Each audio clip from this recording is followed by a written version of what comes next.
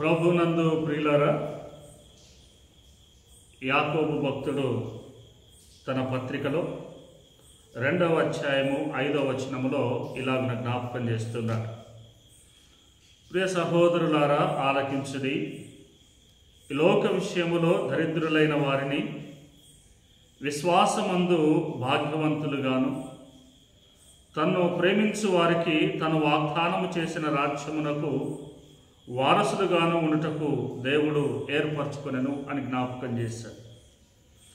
ఈ వచనాన్ని జాగ్రత్తగా మనము అధ్యయనము చేసినా గమనించినా, ఈ లోక విషయములో దరిద్రులైన వారిని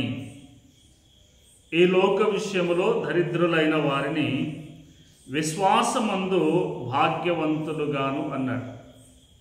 దరిద్రులు ఈ లోకములో మనకు కనబడేటువంటి వారిలో లాజరు అనేటువంటి వ్యక్తి దరిద్రుడిగా కనపడ్డాడు. ఏమీ లేనటువంటి వాడుగా, తన దేహము సహితము కురుపులు కలిగినటువంటి వాడుగా ఉండి విశ్వాసములో భాగ్యవంతుడిగా ఉన్నాడు. అందుకే చనిపోయినప్పుడు దేవదూతల చేత కొనిపోబడి అబ్రహాము యొక్క రొమ్మున ఆనుకున్నట్లుగా దేవుని మాట జ్ఞాపకం చేస్తుంది.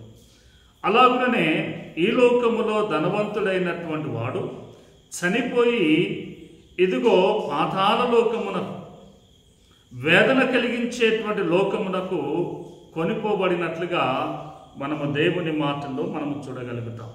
అందుకే దేవుని వాక్యం అంటుంది, తన్ను ప్రేమించు వారికి తాను వాగ్దానము చేసిన రాజ్యమునకు వారసులనుగా ఉండుటకు దేవుడు పిలిచాడు. అందుకే లోకములో ఉన్నదానిని ప్రేమించక లోకమును సృజించినటువంటి దేవుని వైపు చూస్తే దేవుని రాజ్యానికి వారసులముగా ఉంటాం. దేవుడు మనలను అలాగున నడిపించును గాక.